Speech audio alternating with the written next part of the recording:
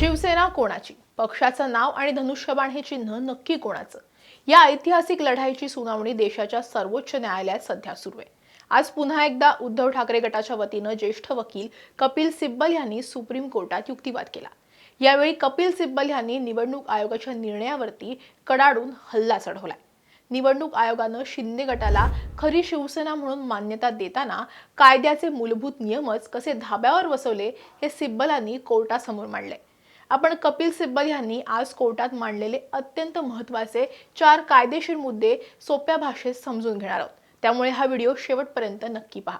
नमस्कार, मी कोमल आचरेकर आणि तुम्ही पाहत आहात महाराष्ट्र टाइम्स ऑनलाइन। निवडणूक आयोगानं एकनाथ शिंदे यांच्या नेतृत्वाखालील गटाला खरी शिवसेना म्हणून मान्यता दिली आणि पक्षाचं मूळ नाव शिवसेना तसंच धनुष्यबाण हे अधिकृत चिन्ह शिंदे गटाला बहाल केलं। निवडणूक आयोगाच्या या निर्णयाला उद्धव ठाकरे गटानं सर्वोच्च न्यायालयात आव्हान दिले। 6 ऑगस्ट रोजी या प्रकरणाची सुनावणी पार पडली होती। त्यानंतर आज पुन्हा एकदा सुनावणी पार पडली आहे। आज सलग तिसऱ्यांदा उद्धव ठाकरे यांच्या वतीनं कपिल सिब्बल यांनी युक्तिवाद केलाय। न्यायमूर्ती सूर्यकांत, न्यायमूर्ती जोयबाला बागची आणि व्ही मोहना यांच्या खंडपीठासमोर आजची ही सुनावणी पार पडलेली आहे। ठाकरे गटाची बाजू मांडताना ज्येष्ठ वकील कपिल सिब्बल यांनी निवडणूक आयोगाच्या अधिकार क्षेत्रावरती आणि कार्यपद्धतीवरती थेट सवाल उपस्थित केलेत। कपिल सिब्बल यांचा पहिला आणि सगळ्यात महत्त्वाचा युक्तिवाद होता मूळ राजकीय पक्ष आणि विधिमंडळ पक्ष यांच्यातील फरक। निवडणूक आयोगानं आपल्या निर्णयामध्ये असं म्हटलं होतं की शिंदे गटाच्या आमदारांनी वेगळी बैठक घेतली म्हणजेच शिवसेनेत फूट पडली। आमदारांनी म्हणजेच विधिमंडळ पक्षानं वेगळी बैठक घेतली म्हणजे मूळ राजकीय पक्षात फूट पडली असं होत नाही। कायदेशीर नियम असं सांगतो की लोकप्रतिनिधी आमदार हे पक्षाचे केवळ अंग असतात, संपूर्ण पक्ष नसतात।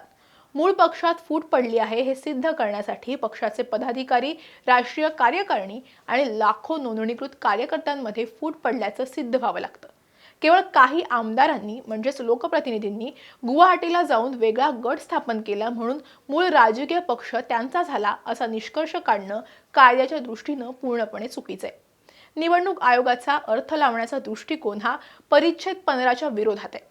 आयोगानं विधिमंडळ पक्षातील फूट म्हणजेच राजकीय पक्षातील फूट असं मानलंय। मात्र पक्षामध्ये प्रतिस्पर्धी गट निर्माण होणं याचा अर्थ राजकीय पक्षामध्येच प्रतिस्पर्धी गट निर्माण झाले असा लावता येणार नाही। सिब्बल यांच्या मते परिच्छेद 15 अंतर्गत निवडणूक आयोगाचे अधिकार तेव्हाच वापरता येतात जेव्हा राजकीय पक्षात फूट पडते आणि 2 प्रतिस्पर्धी गट निर्माण होतात। केवळ विधिमंडळ पक्षात फूट पडल्याचं दाखवून आयोगाला हा अधिकार वापरता येणार नाही। सिब्बल यांनी आयोगाच्या भूमिकेतील विरोधाभास या निमित्तानं न्यायालयासमोर मांडला। जर 3 पत्रव्यवहारांवरून पक्षात फूट पडल्याचं आयोग मानत असेल तर त्यांचा आधार चुकीचा आहे आणि त्यासोबतच फूट पडली नाही असं मानलं तर परिच्छेद 15 अंतर्गत आयोगाला अधिकार क्षेत्रच मिळत नाही असा त्यांचा युक्तिवाद होता।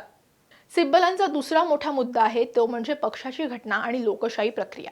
शिंदे गटाला आमदार आणि मंत्री होण्यासाठी ज्या पक्ष घटनेचा आधार मिळाला त्याच 2018च्या पक्ष घटनेवर नंतर प्रश्न उपस्थित करता येणार नाही असा मुद्दा सिब्बल यांनी मांडला।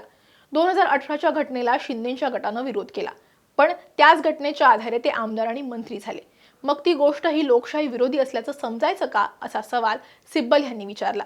शिंदे गटानं 2018ची शिवसेना पक्ष घटना ही लोकशाही विरोधी असल्याची भूमिका घेतल्याचं सिब्बल यांनी न्यायालयाच्या निदर्शनास आणून दिलं।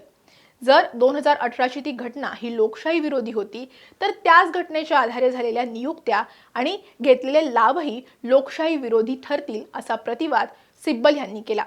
शिवसेनेच्या 1999च्या पक्ष घटनेत मुख्य नेता असं कोणतंही पद नाही असा दावा सिब्बल यांनी केला। त्यामुळे एकनाथ शिंदे यांनी स्वतःला मुख्य नेता हे पद कोणत्या घटनात्मक अधिकाराच्या आधारे बहाल केलं असा सवाल सुद्धा सिब्बल यांनी कोर्टात उपस्थित केला। सिब्बल यांच्या मते शिंदे यांनी स्वतःला मुख्य नेता म्हणून घोषित करण्यासह केलेल्या अनेक गोष्टी या पक्षांतरानंतर घडल्या। त्यामुळे बंडानंतर निर्माण झालेल्या परिस्थितीला मूळ पक्षाच्या संघटनात्मक रचनेचा आधार मानता येणार नाही असा त्यांनी युक्तिवाद केला। एखाद्या पक्षाची घटना लोकशाहीवादी आहे की लोकशाही विरोधी हे ठरवणं निवडणूक आयोगाच्या अधिकार क्षेत्रात नाही असा थेट युक्तिवाद सिब्बल यांनी केलेला आहे। सिब्बल यांनी न्यायालयाच्या निदर्शनास आणून दिलं की पक्ष घटनेबाबत कोणत्याही टप्प्यावरती संबंधितांना नोटीस देण्यात आली नव्हती। त्यामुळे नंतर त्याच घटनेच्या आधारे आयोगानं घेतलेल्या भूमिकेवरती त्यांनी प्रश्न उपस्थित केला। तिसरा अत्यंत गंभीर मुद्दा म्हणजे अपात्रतेची कारवाई प्रलंबित असताना आयोग निर्णय कसा घेऊ शकतो।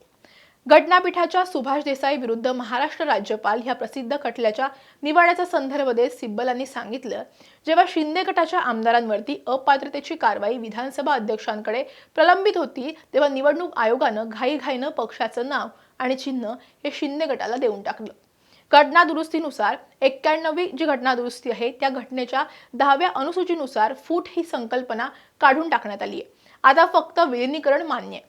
शिंदे गटानं कोणत्याही दुसऱ्या पक्षात विलीनीकरण केलेलं नव्हतं, त्यामुळे तांत्रिकदृष्ट्या ते अपात्रतेच्या कक्षेत येत होते। जे आमदार स्वतः अपात्र ठरण्याच्या मार्गावर आहेत त्यांनाच मूळ पक्ष म्हणून मान्यता देणं हा लोकशाहीचा पराभव आहे। ठाकरे गटानं न्यायालयात याचिका दाखल करत निवडणूक आयोगातील पक्षचिन्हाच्या सुनावणीला स्थगिती द्यावी अशी मागणी केली होती, मात्र न्यायालयानं आयोगाच्या सुनावणीवर स्थगिती दिली नाही। त्यामुळे पुढे आयोगानं शिवसेना आणि पक्षचिन्हाबाबत निर्णय दिला। हा घटनाक्रम सिब्बल यांनी न्यायालयासमोर मांडला। चौथा मुद्दा आहे तो म्हणजे चिन्ह आणि नाव वाटपातील दुटप्पीपणाचा। सिब्बलांनी कोर्टाला हे पटवून दिलं की निवडणूक आयोगानं बहुमत चाचणीचा नियम हा वापरताना फक्त आमदार आणि खासदारांच्या संख्येचा विचार केला। शिवसेना या राजकीय संघटनेत उद्धव ठाकरे यांच्याकडे स्पष्ट बहुमत होतं। लाखो प्रतिज्ञापत्र ठाकरे गटानं आयोगाकडे जमा सुद्धा केली होती। आयोगानं हे कोट्यवधी कार्यकर्त्यांचं आणि संघटक प्रतिनिधींचं बहुमत दुर्लक्षित केलं आणि केवळ लोकप्रतिनिधींच्या संख्येवरती निर्णय दिला। हे म्हणजे झाडाच्या काही फांद्या कापून नेल्या आणि हेच मूळ झाड आहे असा दावा करण्यासारखं आहे, असं सिब्बल म्हणाले। आमदारांमधील फूट म्हणजे पक्षात पडलेली फूट नव्हे, पक्षाची घटना ठरवण्याचा अधिकार निवडणूक आयोगाला नाही। अपात्रतेची कारवाई प्रलंबित असताना चिन्हाचा निर्णय घेणं बेकायदेशीर आहे।